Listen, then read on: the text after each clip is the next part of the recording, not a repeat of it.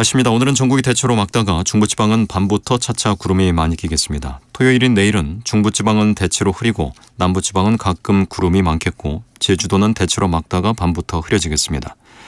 수도권은 내일 새벽부터, 강원 영서와 충남은 오전부터, 강원 영동과 충북, 전북, 경북 내륙과 경남 북서 내륙은 오후부터 비가 내리겠습니다. 비가 내리는 지역에서는 돌풍이 불고 천둥, 번개가 치는 곳이 있겠습니다. KBS 제1라디오 저녁 종합 뉴스를 마칩니다. 아나운서 배창복이었습니다.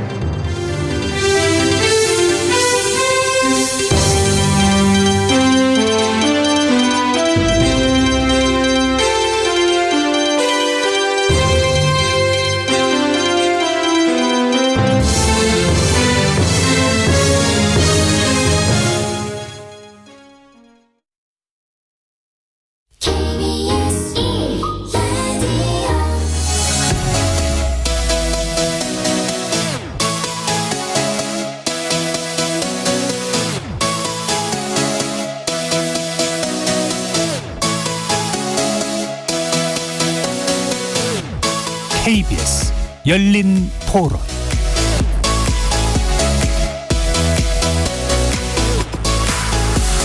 안녕하십니까. KBS 열린 토론 정준희입니다.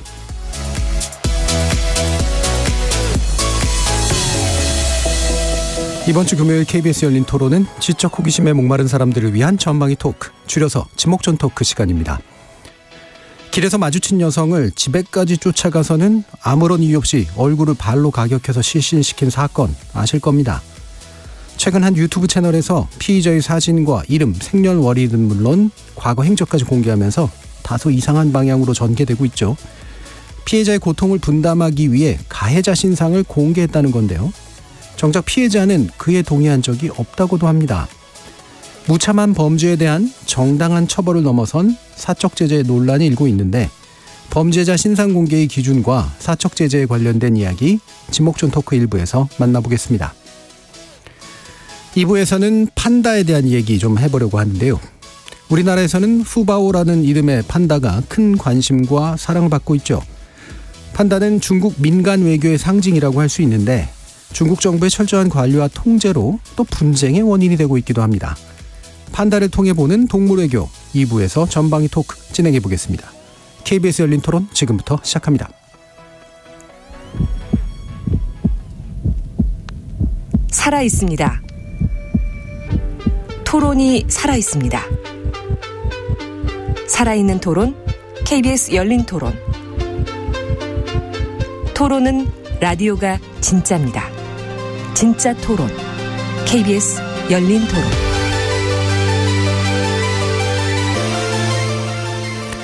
오늘 함께해 주시는 분들 소개하겠습니다. 나라를 걱정하는 물리학자 이종필 건국대 교수 나오셨습니다. 안녕하세요. 이종필입니다. 사람, 사랑, 공감의 소설가 서유미 작가 나오셨습니다. 안녕하세요. 서유미입니다. 규정을 거부한다. 한국 여성 변호사의 손정혜 변호사 함께해 주셨습니다.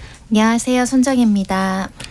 열린 토론 문자로 참여하실 분은 샵 9730으로 의견 남겨주십시오. 단문은 50원, 장문은 100원의 정보 이용료가 붙습니다. KBS 일라드의 모든 프로그램은 유튜브를 통해서도 함께하실 수 있습니다. 이렇게 이제 물리학자, 소설가, 법률 전문가, 각기 다른 전공, 개성, 지식을 가지신 네 분의 출연자 함께 만들어가는 지적 호기심에 목마른 사람들 위한 전방위 토크 지금부터 시작하겠습니다.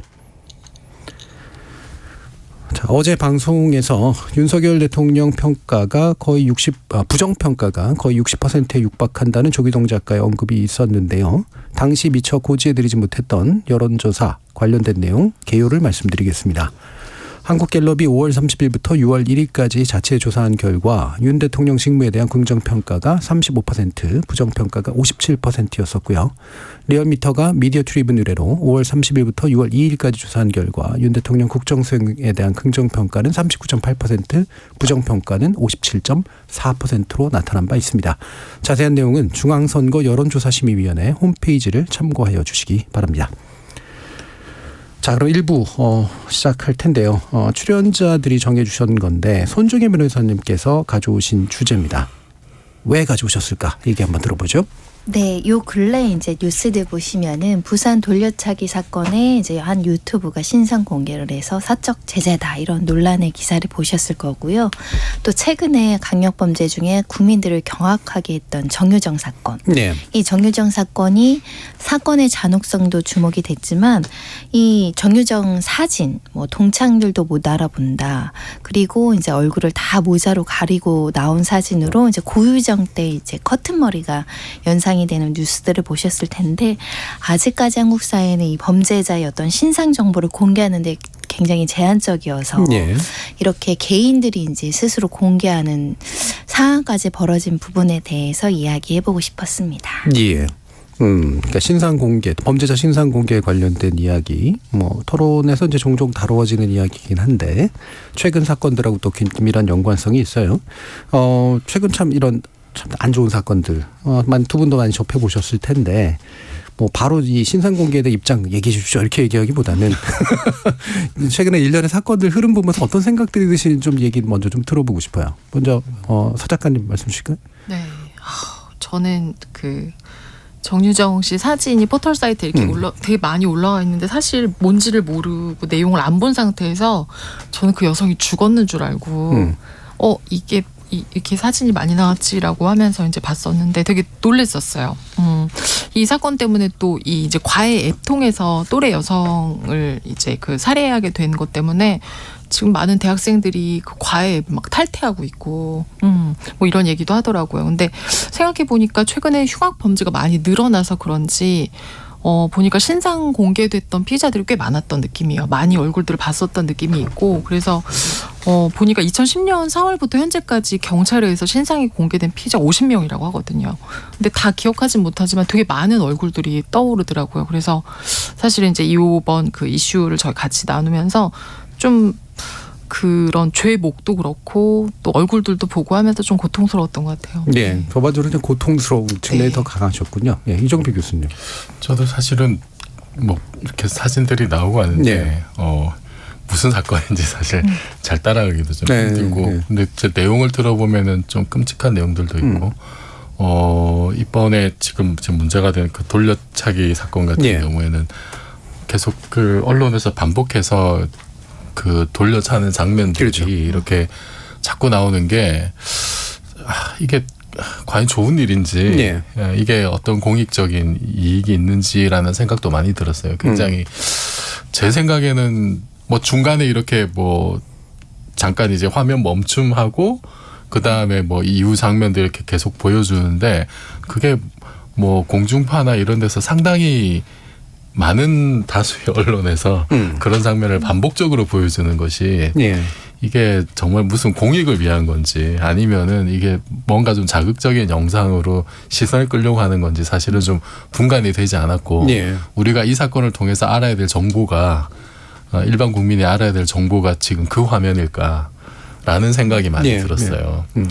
그럼 이제 다른 그냥 그 자세한 법률 체계를 잘 모르는 사람들은 그러면 이번에 뭐 그 저기 과외 앱 사건 거기 이제 가해자로 지목된 사람은 이렇게 또 사진이 나오고 예.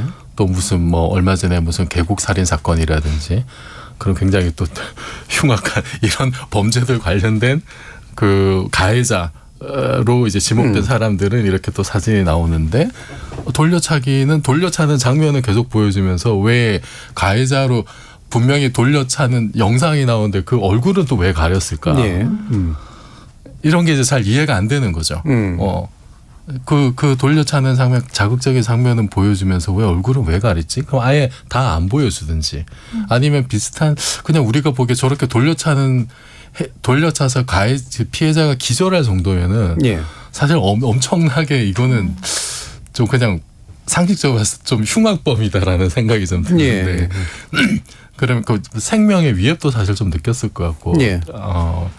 그럼 다른 중한 범죄자들 이렇게 그 사진이 공개된 그런 사람들과 형평성이 맞는 건지 뭐 정확한 어떤 뭐 기준에 이런 건 잘 모르겠습니다만 어떤 기준이 적용이 됐을까 이런 것도 좀 궁금해지고 그래서 좀 그 이번 그 사건에서 이제 가해자 신상을 공개한 유튜브와 관련된 논란도 많은데 거기에 대해서도 너무 이렇게 그 유튜브가 신상을 공개했다 안 했다 이게 사건의 어떤 진상이나 그 뭐 좀 본질적인 문제 네. 이런 걸 들여다보기보다도 그냥 이렇게 가십적으로 사람들이 관심을 가질 법한 어떤 좀 말초적인 부분만 너무 부각해서 얘기하는 게 아닐까라는 예. 생각이 좀 많이 들었습니다. 예. 전반적으로 이제 세계 선정적인 측면, 본질이나 우리가 이제 사회 정의를 실현해야 되는 요소보다는 자꾸는 게 그냥 기억 잘 되는, 눈에 잘 띄는, 귀에 잘 들리는 이런 거에 이제 강조를 하고 있지 않은가. 분간이 잘 안 간다는 이런 표현을 좀 쓰셨는데 사실 부산 요 사건 같은 경우에는 저는 참 되게 좀 주저되더라고요. 그러니까 특정 지역을 붙이는 것도 원래 그렇게 바람직한 일이 아니고 돌려차기라는 명칭 붙이는 것도 이게 아크로바틱한 면이 되게 강조되는 거라 사건의 본질에 좀 다가가지 못하는 면이 있는데 강하게 기억되다 보면 어쩔 수 없어지는 이제 그런 면들이 좀 있는 거죠. 이게 굉장히 흉악한 사건인데 사실 본질은 이제 그 이상의 이런 묻지마 범죄 이상의 어떤 굉장히 일들이 있었는데 제대로 처벌받지 못할 가능성이 생겨서 이제 아마 사람들이 막 정의감으로 뭔가를 하는 것 같긴 합니다. 그래서 우리 손 변호사님이 좀 구별을 해 주셔야 될 것 같은데 범죄자 신상 공개를 공적으로 하는 기준은 어떤 거며 사적으로 이런 일들을 했을 때 어떤 일들이 일어나는가. 네, 연역을 살펴드리면 사실 우리나라에서 피의자의 신상을 공개하는 게 굉장히 주저하게 된 90년대 판결이 있었습니다. 아내가 이제 폭력을 사주해서 남편을 폭행해서 위자료를 더 많이 받으려고 이제 했던 사건에 A라는 사람과 B라는 사람의 신상을 공개하는 언론사들이 있었거든요. 근데 이분들이 형사재판을 받았는데 최종적으로 무죄가 나오니까 예. 언론사들을 상대로 소송을 했고요. 그 판결에서 언론사들이 졌습니다. 그러니까 이런 범죄 사실을 보도하는 것은 공익적 관점에서 허용이 되지만 그걸 보도하는데 꼭 A, B의 범죄자 신상을 다 공개하는 순 없다. 이게 비교 형량해야 된다. 이런 취지로 좀 엄격하게 판단이 나오다 보니까 그 다음부터 이제 언론사들이 이제 범죄자들 보호할 때 실명 쓰기가 굉장히 부담스러운 예. 측면이 있는 거죠.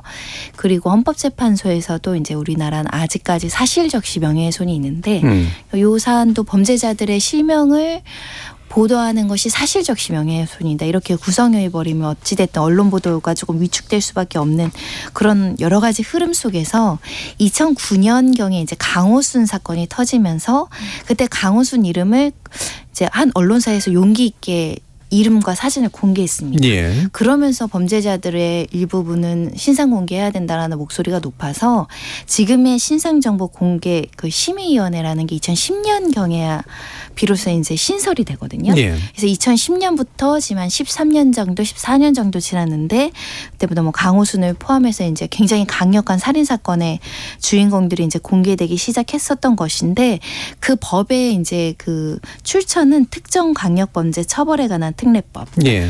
법에서 정하는 특정한 강력범죄를 저지른 사람에 한해서 그게 잔혹하고 중대하고 수법이 굉장히 악랄한 경우에 그리고 이제 유죄가 나올 것이 어느 정도 확실시될 정도로 그 죄를 범했다고 믿을 충분한 근거가 있고 이런 것들을 이제 기준으로 삼아서 공개를 한다. 위원회 결정으로 공개를 한다라고 이제 규정을 했는데 그러니까 절대적으로 위원회의 어떤 결정이 굉장히 중요해지는 것이고 근데 대체적으로 공개하는 사건은 살인 미수로 공개된 적은 없었던 것 같습니다. 살인. 강도 강간도 없었던 것 같습니다. 예. 그러니까 살인을 굉장히 잔혹하게 인명을 경시하는 범죄를 저지르고 사체 유기나 그 은폐 수단이 조금 악랄했을 때 우리가 보통 공개를 해와서 요번에 이 돌려치기 사건이라고 알려진 사건은 살인 미수로 기소됐었다가 예. 예. 2심에서 강간 살인 미수로 이제 법 적용 그는 변경이 됐는데 예. 그러니까 미수 사건에서는 제 기억에서는 선제적으로 이 공개 결정이 난 적이 없었던 것 같아요. 예. 그래서 우리나라는 아직까지 정말 누가 봐도 와 정말 이거는 정말 지독한 범죄자다, 살인죄다 이런 경우에 한해서만 그 공개되고 있는 실정입니다. 예. 2010년 4월 15일에 이제 이 개정 법률이 시행됐다고 하는데 50명이 경찰에 의해서 신상 공개됐고요. 살인 피의자가 이제 40명, 말씀처럼 이제 절대 다수를 차지하고 성폭행 피의자가 좀 특별한 케이스가 있었던 것 같은데 1명 있고요. 아동 성착취물 제작 및 유포 피의자가 이제 9명이 있는. 그래서 이 범죄의 심각성이 이제 주로 신상이 공개 여부를 결정하는데 상당히 영향을 미치는 것 같고 그래서 이제 강력한 범죄 중에 사람들에게 경고할 필요가 있다라고 느끼는 거라든가 말씀처럼 이제 유죄에 대한 어떤 상당한 확증이 이미 이제 확보돼 있는 경우 판결은 아직 안 나왔다고 하더라도 이걸 기준으로 삼는 것 같아요.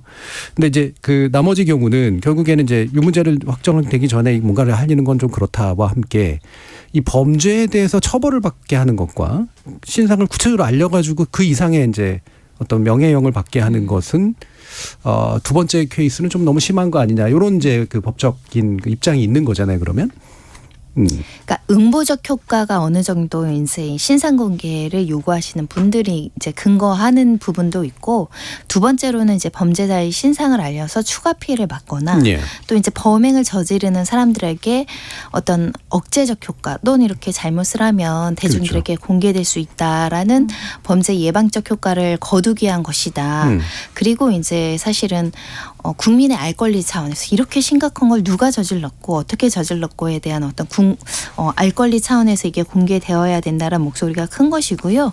다만 이제 우리나라는 과거에 이제 사법적인 역사 중에 정치적인 이유나 약간의 오판 가능성으로 실제 범인이 아닌데 범인으로 몰렸거나 정치적인 목적으로 무고하게 재판을 받았던 사람들이 있어서 이 범죄자의 인권을 보호하는 측면으로 형사 절차가 좀 발달된 측면이 있거든요.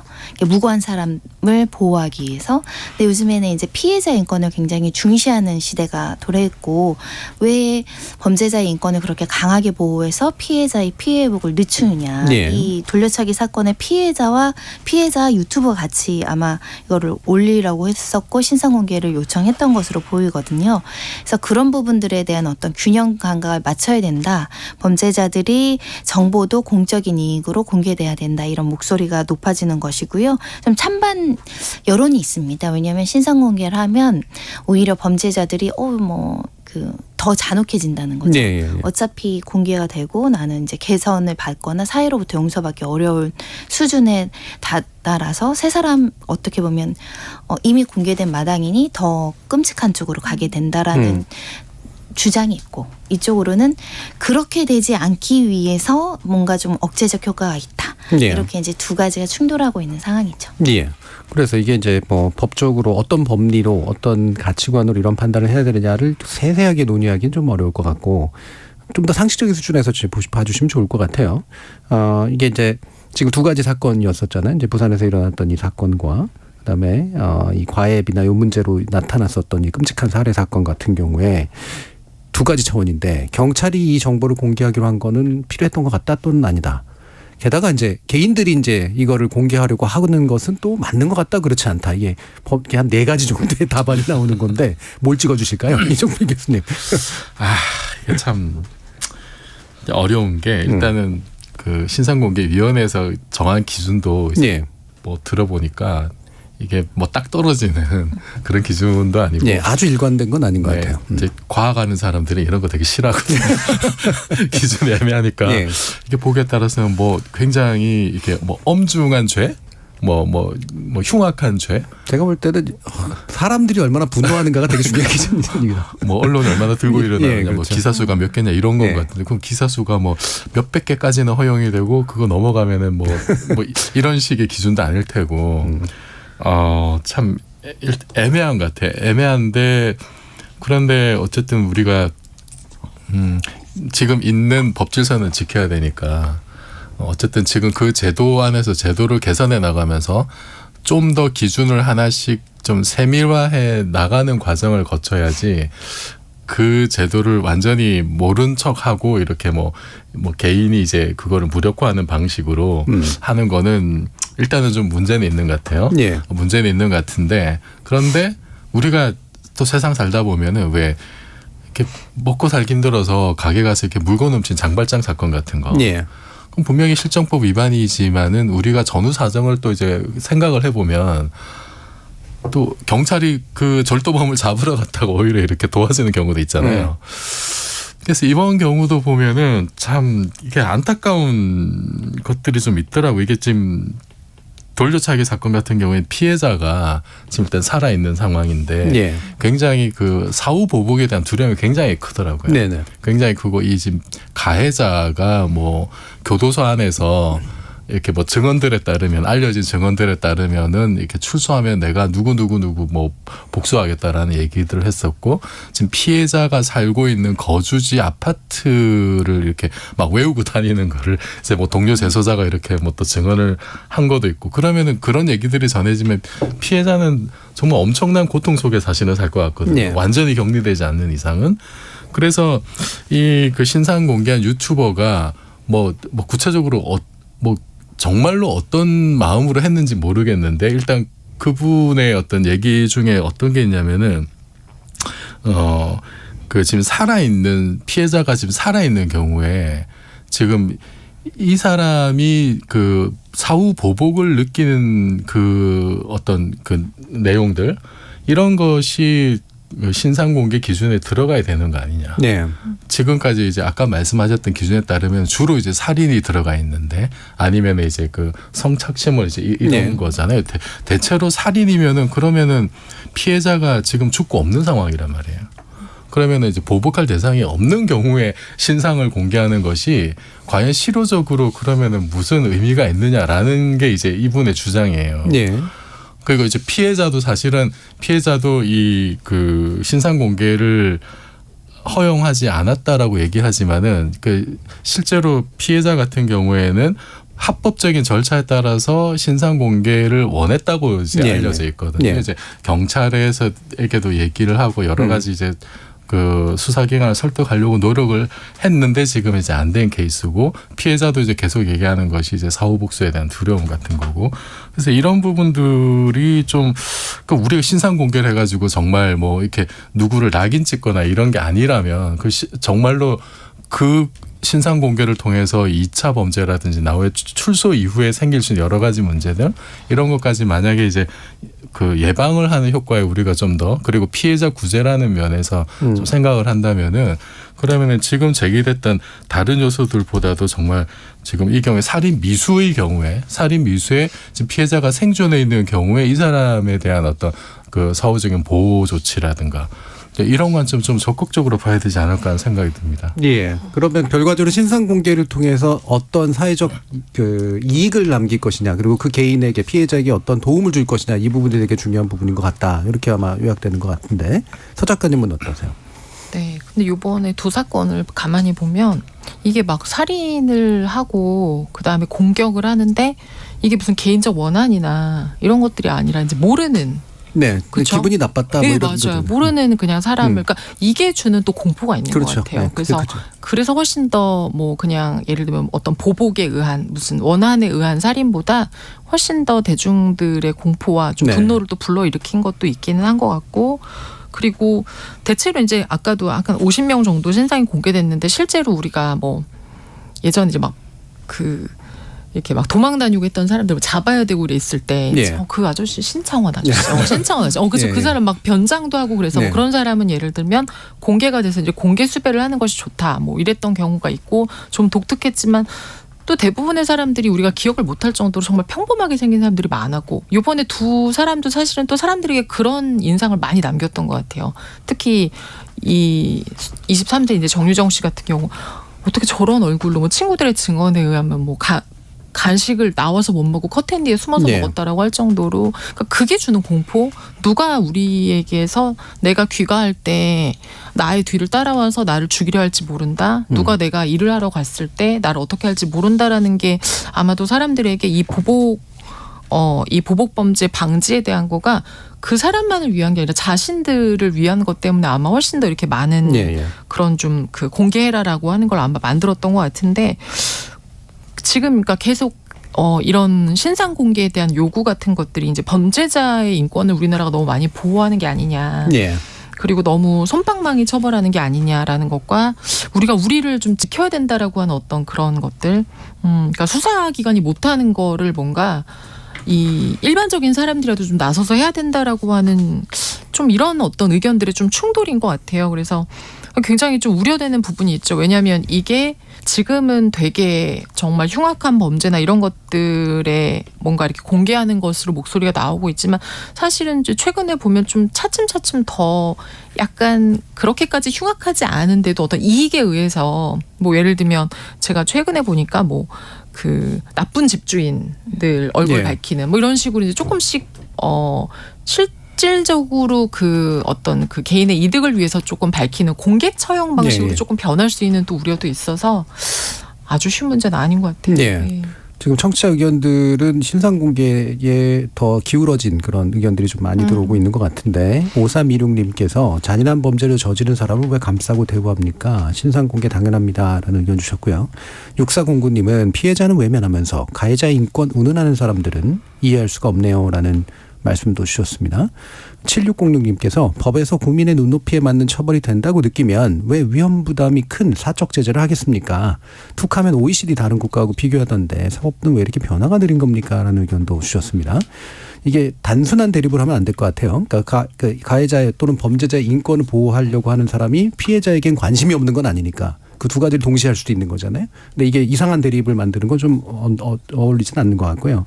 아까 서 작가님이 말씀 주신 것처럼 제대로 수사와 처벌이 좀 안 되는 것 같다라는 느낌 때문에 그거를 촉구하는 의미도 있고 여론전이죠, 일종의.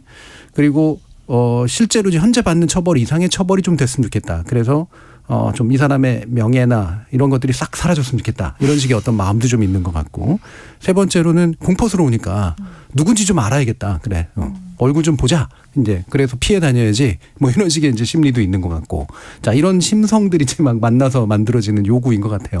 저는 조금 더 우리나라의 신상 정보 공개 제도가 조금 네. 더 확대될 필요가 있다고 봐요. 네. 미국이든 유럽이든 가까운 나라인 일본이든 사실 우리나라 언론이랑 똑같은 문제가 생겼을 때 일본은 이미 사진 다 오픈하고 실명 나왔을 때도 우리나라는 여전히 모자이크랑 비실명으로 처리되는 경우가 굉장히 많은데 사실은 유무죄가 다투는 사건과 이제 경범죄를 제외하고 국민적인 어떤 관심사가 있고 정말 강력한 범죄 같은 경우는 우리가 양형 기준을 따질 때도 사회적 비난 가능성이 높다 그러거든요. 예. 비난을 하려면 누군지는 알아야 되잖아요. 그러니까 사실은 명예 감정을 침해하고 돌이킬 수 없는 어떤 낙인을 찍는 반작용은 있지만 그로 인해서 우리 사회가 어떤 범죄율을 떨어뜨린다거나 또 이 범죄인에 대해서 어떤 일정 부분은 수치심을 줌으로 인해서 본인의 행동을 반성하게 하는 효과는 분명히 있을 수 있다고 보는데 네. 이게 좀 공개되는 범위가 좀 너무 제한적이에요. 사실 미국 같은 경우는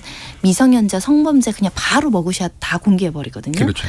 예, 그 성범죄는 아까 정유정 사건이나 이 부산 사건이나 마찬가지로 우리가 가석방 없는 무기징역형을 채택하고 있지 않기 때문에 무기징역형도 내려도 한 20년 있다가 나올 수 있거든요. 그러면 5, 60살 때 나와서 돌아다닐 수 있는 거예요.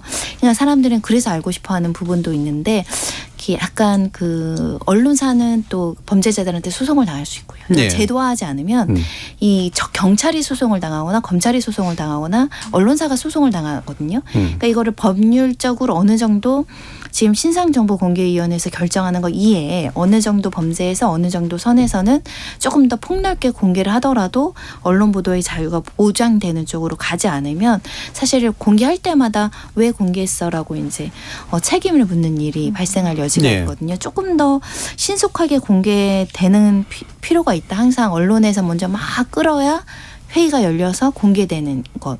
이거는 조금 어떤 측면에서는 조금 따라가는 경향이 있다고 네. 말씀드릴 수 있을 것 같고요. 사실은 미국에선 또 이런 논란이 굉장히 오랫동안 지속이 돼서 지금도 이렇게 머그샷 너무 많이 공개하는 거에 대한 반론도 만만치 않다고 해요. 얘네 또 팔기도 해요. 그거 네. 먹으셔서. 네, 억제적 효과가 네. 별로 없다라는 측면인데 그 부분을 연구 용역을 하든 국민적인 여론이나 토론을 통해서든 지금의 신상 공개는 너무나 제한적이고 좀 느리다라고 말씀드릴 수 있을 것 같아요. 예. 그러면 이 부분 어떤지 한번 여쭙고 싶은데 실제로는 이런 사람들의 마음이 끌어오르는 것 중에 하나가 이제 뭔가 하여튼 제대로 처벌이 안 이루어지고 제대로 수사가 안 이루어져서 우리가 막 끝까지 관심 가져주지 않으면 경찰도 제대로 안 할 것 같고 검찰도 제대로 안 할 것 같고 사법부도 긴장 안 할 것 같아 라는 마음이 있는 것 같은데 실제로 이렇게 여론이 끓고 언론이 막 반응하면 이 수사, 기소, 재판 단계에 영향이 있습니까? 이 사건이 대표적으로 네. 언론의 집중도가 이 양형을 높이는 데 영향을 끼치는 언론이 네. 관심을 갖지 않든 안 하든 사건의 중대성을 인지하고 수사를 열심히 하고 재판을 심도 있게 해야 되는데 1심에서는 살인 미수로만 기소가 됐어요. 그렇죠. 그런데 언론에서 피해자 측에서 유튜브 측에서 계속적으로 성범죄 정황이 있다. 그래, 네. 다시 수사해라. 그러니까 항소심에서 강간 살인 미수로 변경이 그랬죠. 되고 1심에 12년이 나온 걸 검찰에서 지금 35년을 구형했거든요. 아무도 관심 갖지 않았다면 알 권리 차원에서 보도조차 되지 않았다면 예. 이 사건은 그냥 살인 미수죄만 정해지고 12년형이 오히려 항소심에서 감형됐을 수도 있죠. 네. 그러니까 사실은 언론의 어떤 관심이나 국민들의 알 권리가 어떤 면에서는 선순환 구조적으로 사건의 진실을 파헤치는 동력이 되기도 하는데 사실 근본적으로는 수사기관에서 초동수사부터 잘했으면 그러니까요. 되는 네. 문제죠. 네. 그래서 국민들이 그런 그 우려를 하는 것도 같고 저도 실무적으로 기자분들이 한번 취재를 해주면 이게 수사기관에서의 그 긴장하죠. 태도가 달라집니다. 네. 예, 압수수색도 평상시 같으면 압수수색 한번 해주세요. 그래도 그게 얼마나 어려운 건데요가 되는데 주요 언론사 2곳만 들어와도 압수수색 영장 그냥 칩니다. 네. 그러니까 사실은 우리나라가 그래서는 안 되는데 언론에 관심이 있는 사건들은 공개가 되고 언론에 관심이 없으면 피해자들의 목소리가 전혀 보도되지 않는 이것도 사실은 좀 안타깝죠. 예. 그래서 미디어 영역의 그 역할이 되게 중요한데 미디어 우리나라도 유난히 좀 많고 사실 할리우드에도 많은데요. 이 사적 복수를 다루는 드라마나 영화 인기도 좋잖아요. 이 모범 택시라든가 글로리라든가 이런 거 대표적인 예고요. 미국의 이 유명한 영화들도 결국에는 제도가 통하지 않으니 내가 총 들고 죽이겠다. 뭐 이제 이런 식의 것들 굉장히 많이 다뤄지잖아요. 소 작가님이 뭐 그런 작품을 쓰시진 않으셨지만 네. 그 감성에 대해서는 충분히 이해할 것 같은데. 그렇죠. 네. 진짜 이런 그 어떤 그 뭐라 그러죠? 그 서사 장르가 점점 늘어나고 있고 네. 그리고 보는 분들도 너무 여기에서 그 대리만족을 많이 느끼고 그러는 것 같은데 뭐 방금 말씀하신 모범 택시 더글로리도 그렇고 저는 사실 제게 되게 개인적으로 그 사적 복수를 다룬 그 영화 중에서 재밌게 봤던 게 세븐데이즈라는 세븐데이즈. 영화였었어요.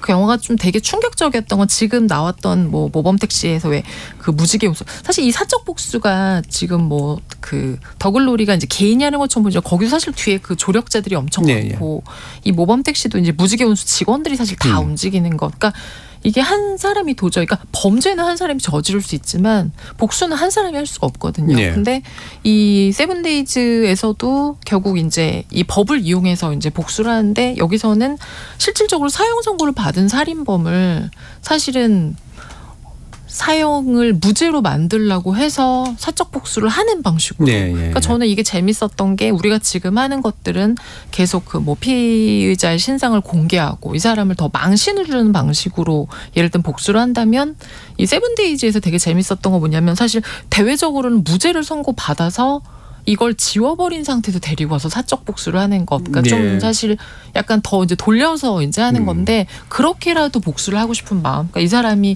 밖에선 죄가 없는 사람으로 만들어서라도 내가 개인적으로 그러니까 네. 절대로 사법으로 벌을 받는 것에서 멈추지 않겠다는데 사실 지금 우리는 사법으로 벌을 못 받기 때문에 그렇죠. 사실은 복수를 하는 거여서 많은 분들이 되게 진짜 아까 뭐 그 여러 그 막 혼내고 싶은 뭐 더 그래서 그 나오는 어떤 그 장르마다도 이제 주된 어떤 범죄들이 좀 다른데 이제 뭐 예를 들면 더글로리에서 뭐 학폭 이런 네. 식으로 사람들이 많이 이제 좀 시달리는데 한마디로 증명하기가 너무 어려운 그런 어떤 개인적인 어떤 그런 공포, 고통 이런 것들을 좀 많이 사적 복수로 다루는 것 같아요. 네. 그 혼자서 아주 잘하는 거 영화 있잖아요. 킬빌. 길비. 예, 이정필 교수님. 빈센조도 혼자서 일당백으로 그냥 잘하는 예. 것 같은데 사실 그 우리나라에서 옛날부터 이렇게 복수극을 잘 만든 것 같아요. 네. 박찬욱 감독의 복수 네. 3부작도 있고.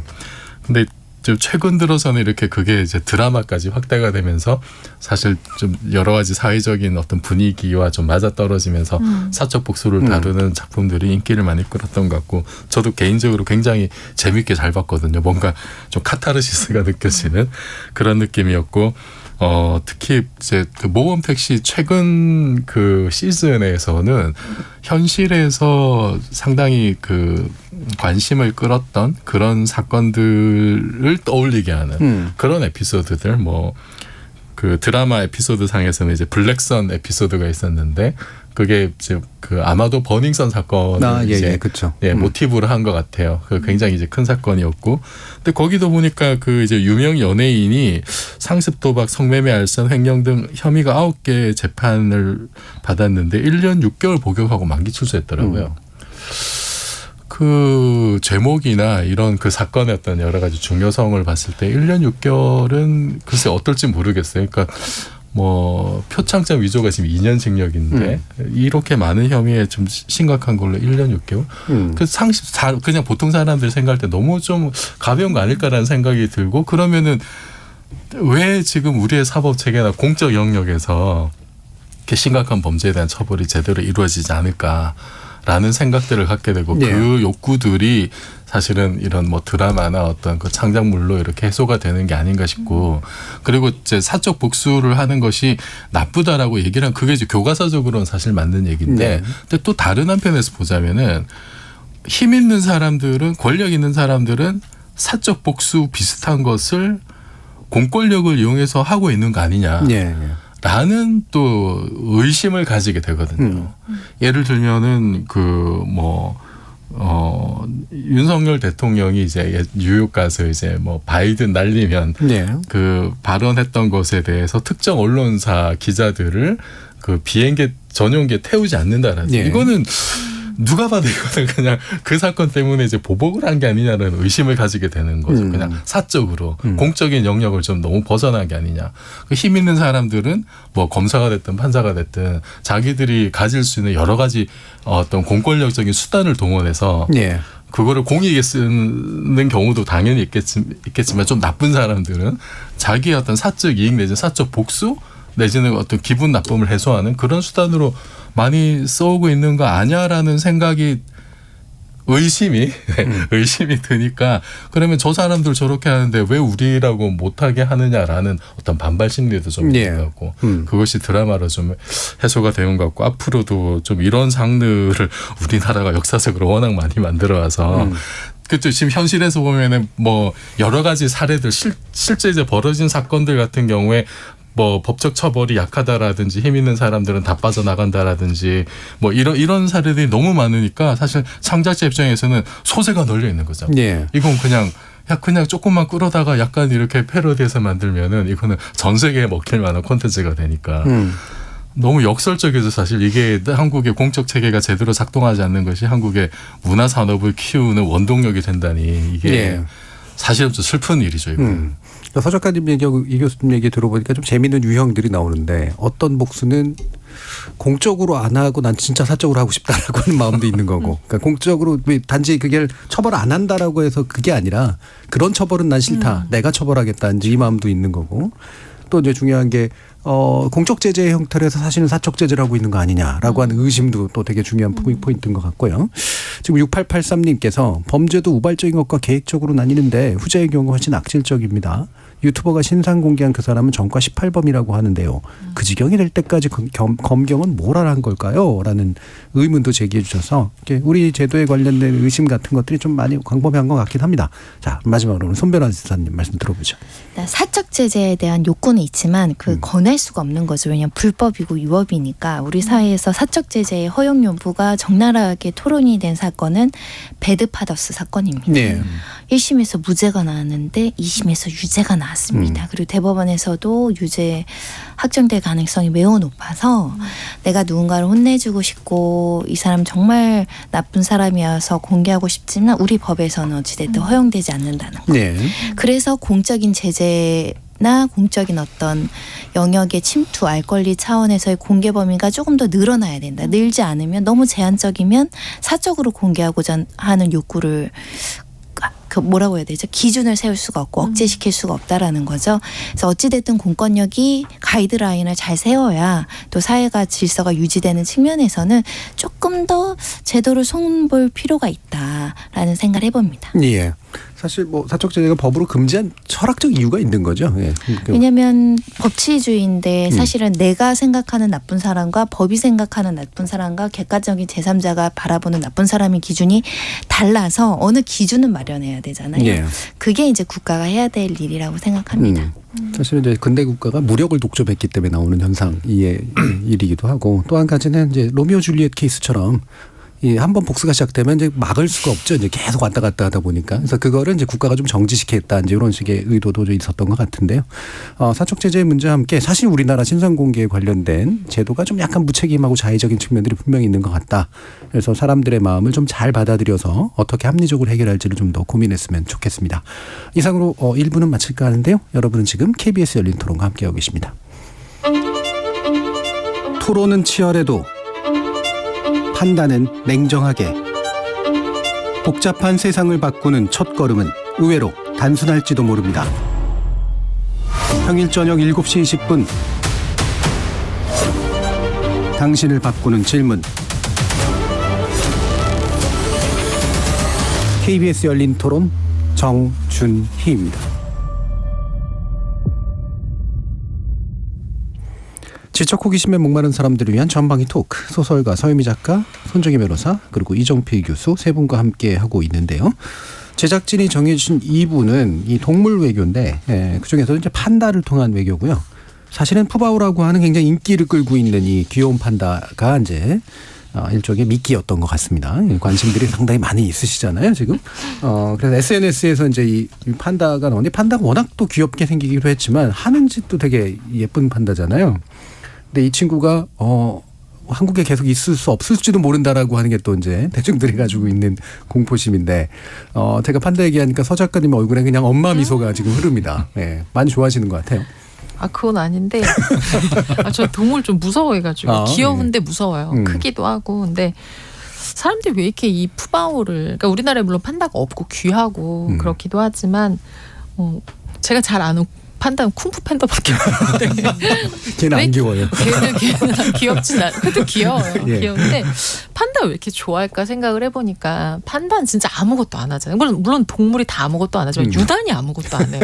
예. 정말 그냥 둥실둥실 아무것도 안 하고 사육사 따라다니면서 그저 다리 붙잡고 팔 예. 붙잡고 기대고 벌러덩 누워서 그 대나무 먹고 그러는데 그런데도 불구하고 태평하고 사육사와 좋은 관계를 맺고 네. 사람들이 그걸 보면서 되게 많은 힐링을 느끼는 것 같아요. 그러니까 왜 나는 열심히 사는데 쟤는 저러지가 아니라 야 저렇게도 사랑받는 존재가 있고 보기만 해도 기분이 좋고 그래서 좀 효용에 지친 사람들이 그 영상 보면서 자기가 어떤 때는 판다 같은 마음을 사육사한테 받기도 하고 또 사육사처럼 또 뭔가 이렇게 뭘 잘해서 보상하는 게 아니라 그냥 어떤 존재를 마냥 사랑하기만 하는 마음, 그러니까 사람 안에 있는 그 근원적인 마음을 이 사육사하고 푸바오가 좀 건드리는 게 아닌가 싶어요. 예. 하긴 뭐 막 잡아먹는 장면을 좋아하는 그래서 그 동물이 좋다라고 하는 사람들은 네. 많지 않으니까. 근데 그 아주 사람 마음에 내재된 평화로움, 네. 예, 이런 것들을 아주 전형적으로 보여주는 그런 또 외모도 예쁜 이제 그런 아이처럼 느껴지는 것 같은데. 그렇죠. 손 변호사님도 그러세요?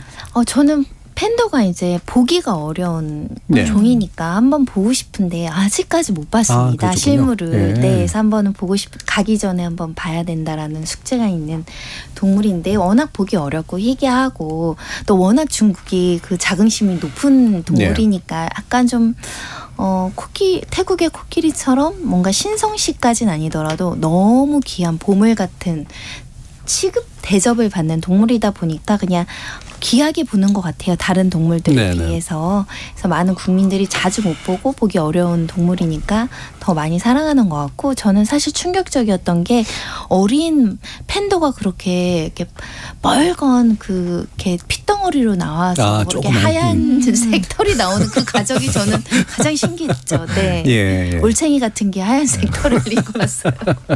예. 캥거루도 그런데. 캥거루는 관심 못 봤습니다. 이게 동물 차별의 태도를 가지고 계시군요.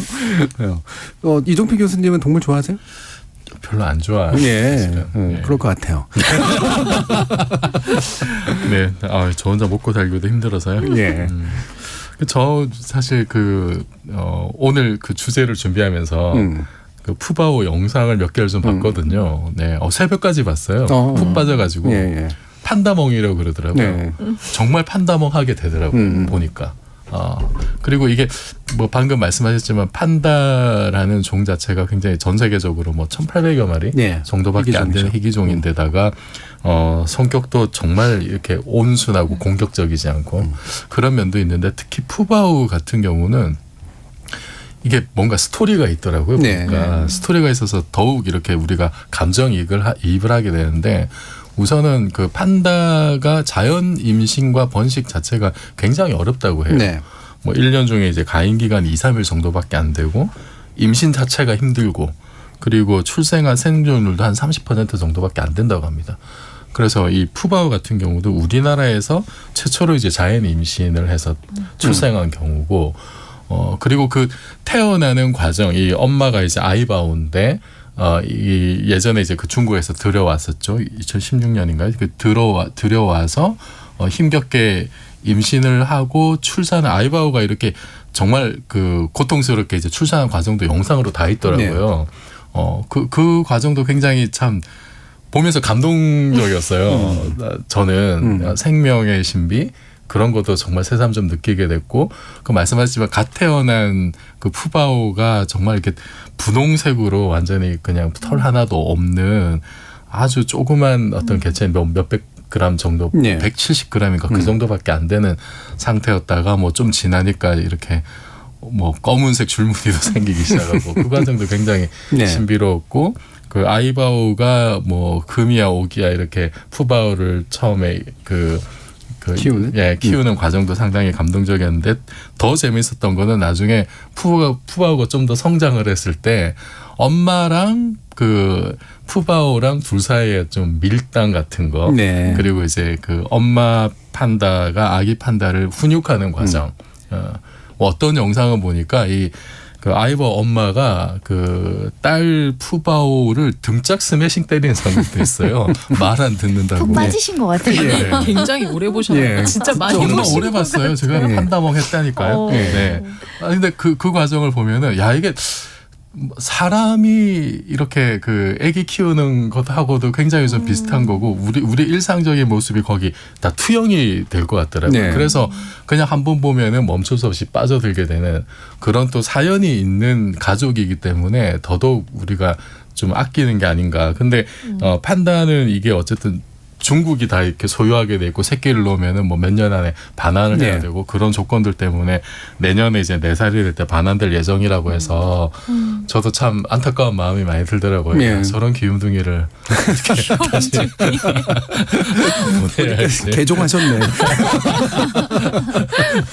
자 이렇게 하룻밤 사이에 과학자를 개종시킬 정도로 예, 되게 서사가 있는 이 귀여운 아이가 말 그대로 방금 말씀 주신 것처럼 이게 특이한 게 이제 바로 자연 번식이 어려운데도 우리나라에서 태어났다. 이게 이제 한국 사람들한테 주는 그런 게 있는 것 같아요. 그러니까 우리 시민권이 있는 것 같은 느낌. 그런데 중국으로 돌아가야 된다. 이게 도대체 왜 그런 것이냐. 잘 모르시는 분들도 있을 테니까 손 변호사님 설명 좀 주시죠. 사실 중국이 이렇게 이제 동물 외교를 판다로부터 시작한 게 1941년으로 이제 거슬러 올라간다라고 하는데요.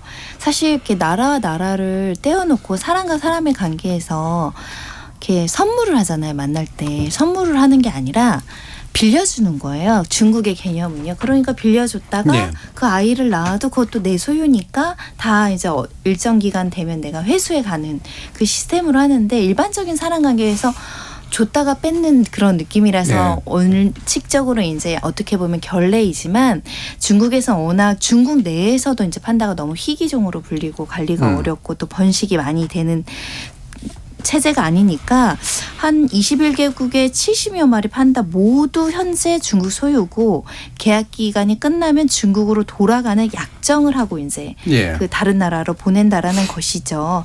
사실은 어떤 방식에서는 이렇게 임대를 해서 소유권도 못 받는데 먹여주고 키워주고 건강관리해주고 그 많은 비용을 들여서면서까지 이 판다를 받는 것이 필요한가에 대한 고민이 있을 수 있는데 어찌됐든 이 평화의 상징, 우호적 관계의 상징처럼 판다가 장기 임대 방식을 취하고 있다 보니까 받는 입장에서도 계속 그렇게 받아온 것 같고요. 또 우리는 소유권까지 줘라고 이제 하기에는 중국이 가지고 있는 여러 가지 국제적인 질서에서의 그 어떤 고집 이런 것도 있는 것 같고 중국은 이 판다라는 희귀종에 대해서 독점적인 어떤 권리를 보유하고자 하는 것 같아요. 그러니까 소유권을 넘겨주지 않는다. 예. 그러니까 이게 참 이제 저도 이 얘기를 예전에 알았을 때는 참 중국이 어떤 면에서 보면은 지나칠 정도로 이 판다를 이용한다 이런 생각도 좀 있었는데 또 배경을 자세히 보니까 이 워싱턴 협약에 의해서 희귀종이기 때문에 이제 아예 그냥 주거나 소유권을 이전시키거나 팔거나 이럴 수가 없는 그러니까 결과적으로 임대 형식을 취할 수밖에 없고 그래서 일정한 계약 기간을 통해서 되고 또 이제 실제로 이제 멸종 위기종이니까 또 관리를 해야 되는 측면도 좀 있고 뭐 이런 요소들도 작동을 하고 있는 것 같더라고요. 근데 또 그렇다고 하기에는 또 임대료를 너무 비싸게 받고 사망 시에 받는 돈 또는 뭐 출생 시에 받는 돈 이런 식으로 이렇게 돈을 벌려고 또 하는 것 같고 그래서 이게 성우님께서 이런 의견을 주셨는데 중국은 판다를 외교의 사실은 수단이 아니라 돈벌이 수단으로 이용하는 것 같다. 이런 식의 의견도 좀 있어서 과연 어떻게 판단을 해야 될까? 이종필 교수님. 이게 그 보니까 이제 1973년에 멸종위기에 처한 야생동식물 국제 거래에 관한 협약, 뭐 이른바 워싱턴 협약 체결되고 2년 뒤에 발효가 된 것 같아요.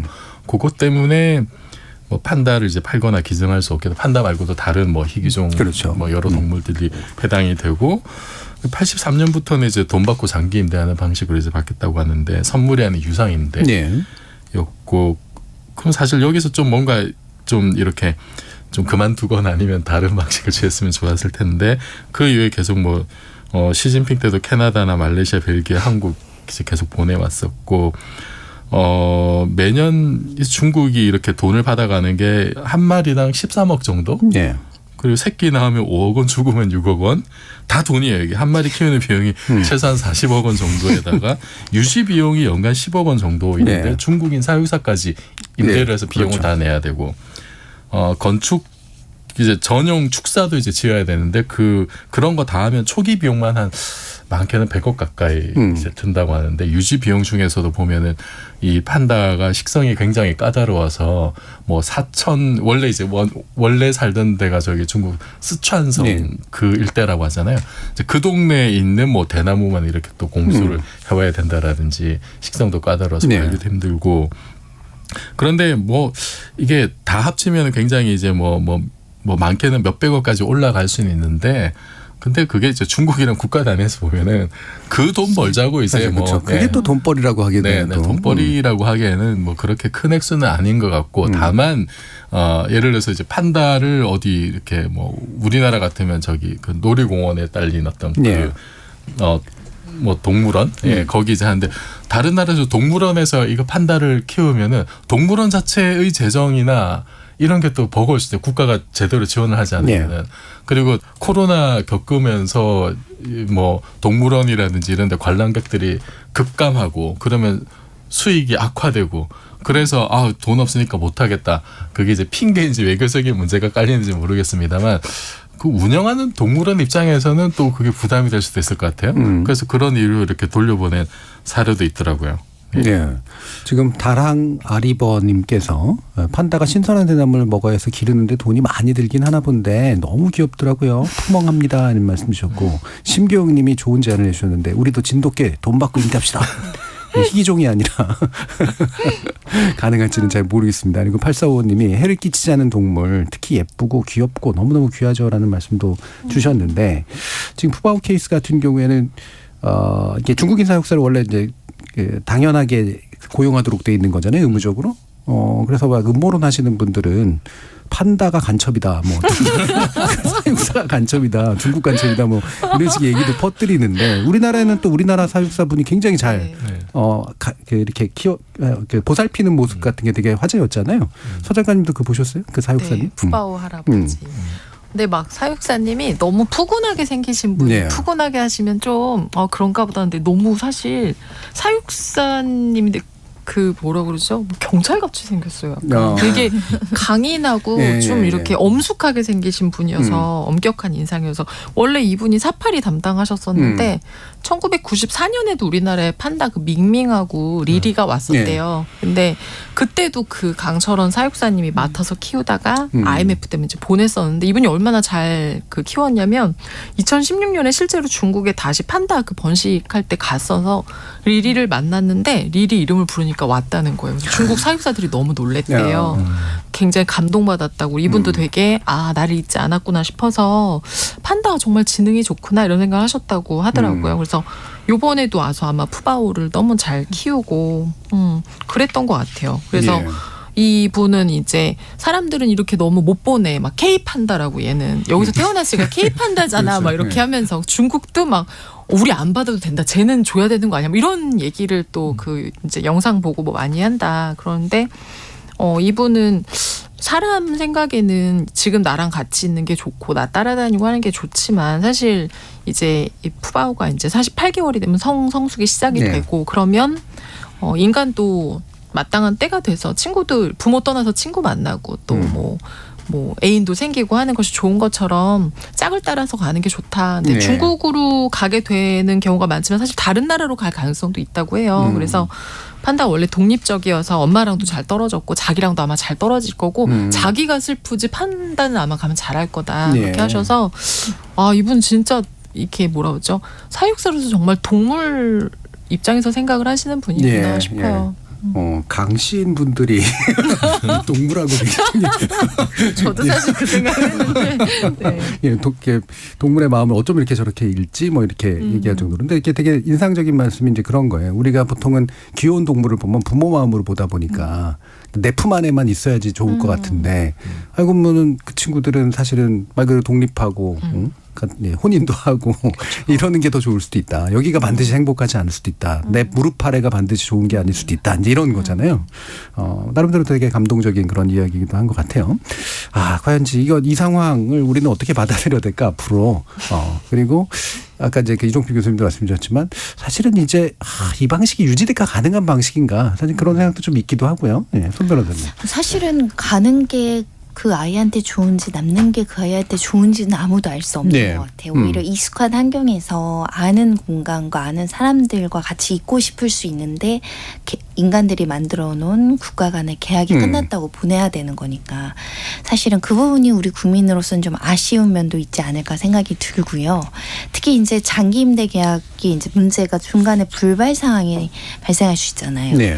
아프거나 그렇죠. 죽거나 그럼 계약 불능 상태도 빠지는데 그런 경우에도 약간의 마찰들은 있었다고 합니다. 실제로 아파서 죽은 경우에 이제 중국에서 같이 와서 부검도 하고 문제 제기도 하고 제대로 돌보지 않았다라는 그런 여러 가지 책임 소재 문제도 발생을 예. 했다라고 하는데요. 굉장히 그러니까 판다는 정말 어려운 선물을 받았다는 느낌이 그렇죠. 들고 그래서 푸바오를 이렇게 열심히 이쁘게 전 국민적인 사랑을 받아서 잘 키웠는데 돌려보내야 된다는 점이 좀 아쉽죠. 제가 판다 우리나라에서도 받고 이제 홍콩에서도 봤는데 완전 특별한 거 아니에요. 예, 동물원 전체에서 굉장히 특별한 거 아니고 펴받아가지고 기다렸다가 특정 수만 들어갈 수 있거든요. 무슨 하나님 영접하러 갔는지. 근데 이제 끝나고 나면 다들 만족하는. 예, 그래서 이제 가진 특별함 같은 게 분명히 있는데. 이제 이게 제가 이게 유지가 가능한가라는 게 이제 뭐 동물들의 관점, 동물권의 관점에서도 그렇고 이게 외교를 좋게도 푸는 방식이지만 사실은 또 부담스럽게 만드는 것이기도 해서 이런 판다 외교 같은 게 앞으로도 계속될 수 있나 이런 생각이 좀 있어요. 네. 그 실제로 이제 판다가 여러 나라에 이렇게 지금 가 있는데 지금 미국하고 중국이 패권 다툼 중이라 네네. 사이가 상당히 안 좋고 미국의 그 멤피스 동물원에 있는 그 22세 암컷 야야가 지금 이제 올 4월 말에 반환됐다 그래요. 근데 이 친구 같은 경우에는 2019년부터 굉장히 좀 모습이 수척한 모습에 뭐 털도 고르지 못하고 그런 것 때문에 중국에서 아니 너네가 지금 우리 판다를 학대한 거 아니야? 이제 이런 의혹까지 제기가 됐었고 그 같이 갔던 수컷이 지난 2월달에 심장병으로 돌연사하기도 했다고 합니다. 예. 그래서 이것 때문에 중국에서 대미 관계가 또 상당히 좀 악화되고 여론이 안 좋아졌고 야야를 빨리 조기 반환받아야 된다 이런 뭐 청원에 뭐 수십만 명이 서명하기도 했고 그래서 이게 지금 판다를 둘러싸고 이것이 외교 문제로 또 이제 비화되는 경우까지 있다 그래요. 그게 뭐가 먼저고 원인과 결과가 뭔지는 뭐 따져봐야 될 문제이겠습니다만 이게 사실 처음에 주고받을 때는 뭐 서로 좋은 의미로 이렇게 했을 텐데 애꿎은 동물을 놓고 뭐 외교 문제까지 가는 거는 그거는 참 인간이 할 짓이 좀 아닌 것 같다는 생각이 들고요. 그리고 참 우리 푸바오 같은 경우도 참 그래요. 이제 뭐 욕심 같아서는 이렇게 딴 데서 이렇게 저기 수컷 데려다가 이렇게 짝짓기 하고 여기서 좀 이렇게 계속 번식시키고 이러면 좋을 것 같긴 한데 근데 원래 이제 그 판다가 살던 지역들이 또 이제 있는 거고 이게 개가 즐겨 먹는 음식이나 대나무 이게 사실 또 우리나라에 자라는 것도 아니라 그러고 그 판다가 이제 원래 먹던 것만 그렇게 먹는데요. 편식이 워낙 심하고 그래서 자 그런 거 생각하면은 참 또 이제 사실 푸바오는 원래 살던 데도 아니죠 거기는 외가죠 외가 한 번도 본 적 없는 외가 본가로 이제 돌아가야 되는 그게 좀 이성적으로 생각하면 맞는 것 같긴 한데 또 좀 감성적으로 생각하면 참 안타깝고 그렇긴 합니다. 근데 앞으로는 좀 이렇게 굳이 뭐 서식 환경이 다른 그런 동물을 이렇게 인간의 어떤 욕심, 어떤 이해관계 이런 것 때문에 그런 걸 위해서 이렇게 동물의 어떤 자연스러운 환경을 거스르는 형태로 뭐 외교가 진행되는 그 수단으로 활용한 거잖아요. 그거는 좀 지양하는 게 좋지 않을까 그런 생각이 드네요. 이게 근본적으로 굉장한 희귀동물이라는 생기도 아주 굉장한 제약이 있는 것 같아요. 차라리 이제 한번 보내서 그 안에서 현지화시킬 수 있을 정도의 어떤 주변에 짝도 있고 이제 이러면 그나마 괜찮은데 뭐 중국 입장에 데려오지 않으면 뭔가 그 서식도 되게 좀 어려워지는 측면도 있고 그러니까 애초에 그냥 시작을 안 했으면 또 외로 더 좋지 않았을까라는 생각도 좀 있어요. 그러니까 예를 들어서 우리나라가 뭐 북한에서 무슨 뭐 풍산개를 보냈다라든지 아니면 예전에 중국에서 판다 보내기 이전에 보니까 그 장쩌민 주석이 그 한중 수교 기념해서 2년 뒤에 그 저기 시베리아 호랑이를 보냈더라고요. 근데 그건 이제 우리 백두산 호랑이인 거잖아요. 그렇죠. 우리나라에는 지금 없는 동물이니까 원래 살았는데 지금 뭐 거의 남한에는 거의 멸종된 걸로 이제 알고 있는데 그런 거는 뭐 종다양성 확보라든지 이런 거로 좀 의미가 있을 것 같아요. 이후에 저기 보니까 후진타오 때도 그 저기 호랑이 그렇게 들어왔었고 2010년에는 푸틴이 한러 수교 20주년 기념으로 또 그 호랑이 2마리를 이제 보낸 적도 있고 그런 그 상대 나라가 처한 여러 가지 생물학적 어떤 뭐 특성, 뭐 생태적 어떤 여러 가지 문제들을 함께 고려해서 서로에게 이렇게 도움이 되는 방식의 뭐 동물 기증이라든지 그건 좀 괜찮을 것 같긴 합니다. 그러니까 단순한 선물이기보다는 그러니까 생태적 관점에서 봤을 때 상대국과의 어떤 정말 좀 더 깊이 있는 그런 근린 외교랄까 이런 것들을 할 수 있는 방법을 고민해보자. 동물 애교 문제에 대해서 그럼 서 작가님 의견도 한번 여쭤볼까요? 네. 근데 동물 애교가 이제 예전에 많았는데 확실히 이제는 좀 효력이 없는 것 같긴 하고 이게 또 지금 방금 이종필 교수님 말씀하신 것처럼 그 나라에서 되게 잘 살 수 있거나 그 나라 사람들이 바라는 동물을 주는 게 아니라 그냥 자기네 나라가 귀한 거예요.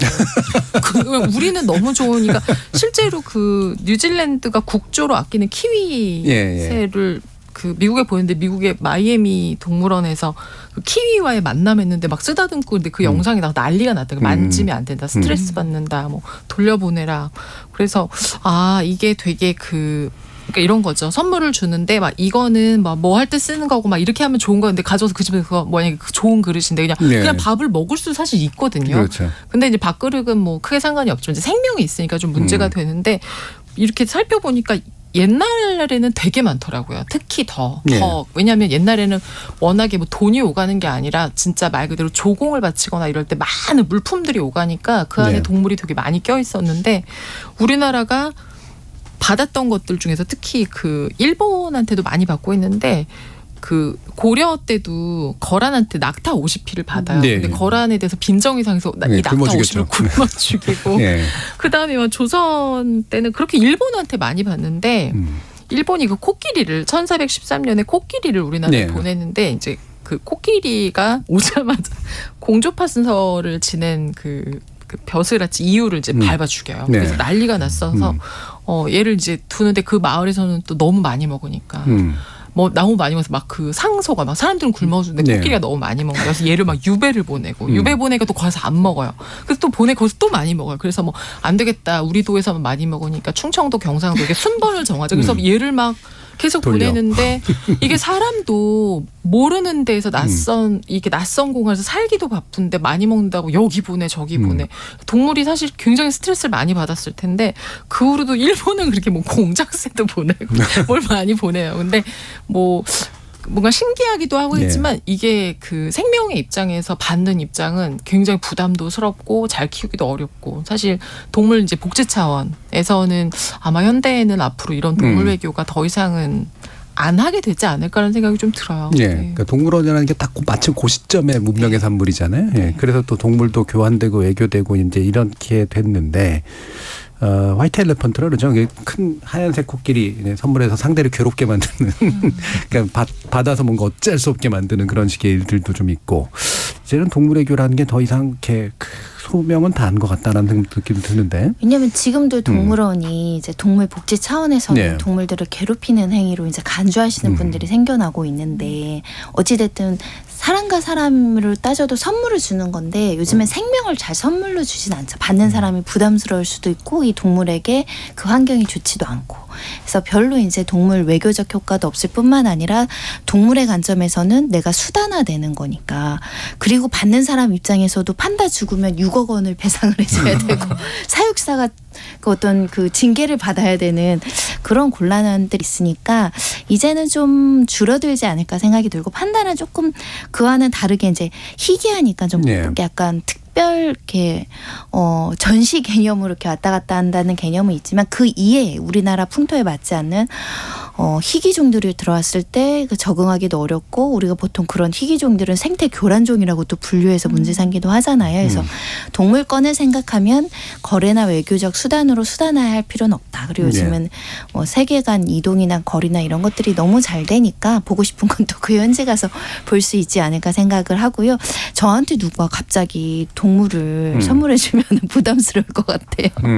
네, 잘 모르는 또 특이종이면 어머 습도를 몇 도 맞춰줘야 되지 뭐 이런 고민을 할 것 같습니다. 예. 동물을 좀 이렇게 뭔가 이렇게 그래도 이렇게 데려올 만한 공간이 있으신가 봐요. 그러니까 그런 고민하시지. 요만한 그리고 이렇게 오래 사는 애들 이렇게 예. 빨리 죽는 애들은 받았다가 죽으면 속상할 것 그렇죠. 같아요. 선물인데. 자, 그럼 마무리 지으면서 뭐 동물 외교가 됐거니 푸바오 이슈가 됐건 간에 앞으로 좀 그냥 이 부분은 이런 마음으로 좀 사안을 좀 봤으면 좋겠다. 또 왜냐면 이거 안타까워하시는 분들도 좀 많이 계시고 그러니까 마지막으로 한 1분씩 의견을 들어보죠. 예, 서 작가님. 네. 이게 푸바오가 간다고 하니까 갑자기 동물원에 막 관람하는 분들이 늘고 하는 걸 보면 참 사람들은 참 따뜻한 것 같아요. 저는 기본이. 그냥 영상만 봐도 그냥 귀엽네. 가면 좀 아쉽다는데 그걸 가서 매일 가는 분들도 있대요. 나는 푸바오가 동물원에서 갈 때까지 매일 가서 영상을 찍겠다. 그래서 1일 뭐 1영상 하는 분들도 있어서 사람들은 정말 뭔가에 사랑을 쏟기를 원하는구나.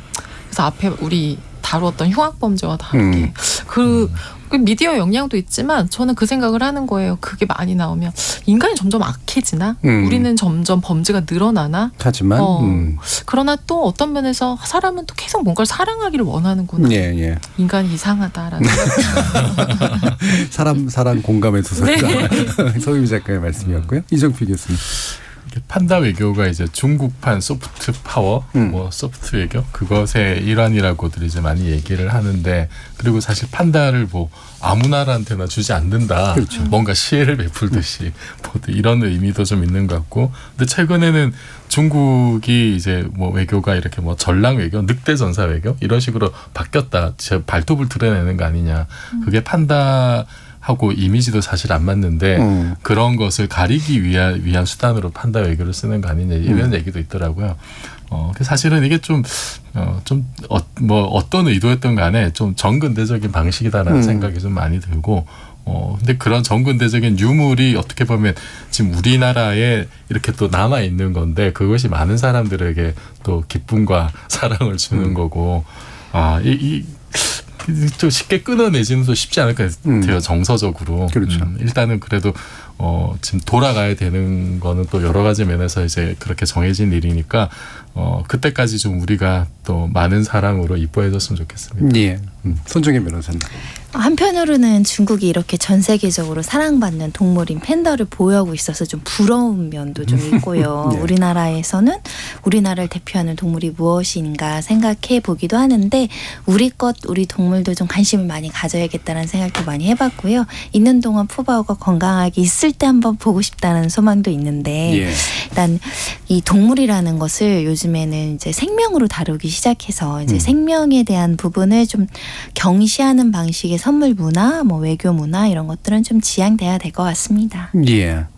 수입 동물 그냥 했다가 그냥 풀어놓고 이런 경우 되게 많다 그래요. 유기하는 경우들도 훨씬 많고 데리고 있는 동물들을 잘 키우는 게 더 중요한 일이 아닌가 싶은데 동물 한류 제안을 해주셔서 나중에 손정혜 변호사님도 그 내용 가지고 얘기를 해볼 수 있지 않을까 싶네요. 안규환님께서 동물원 자체가 동물학대라는 말도 나오는데 굳이 판다를 전시한다는 거 이 부분이 걸리네요라는 말씀 주셨고 심경영님이 선물 받은 동물을 잘 키우는 거 자체가 되게 힘든 일이죠라는 의견도 주셨습니다. KBS 열린 토론 지적 호기심에 목마른 사람들을 위한 전방위 토크.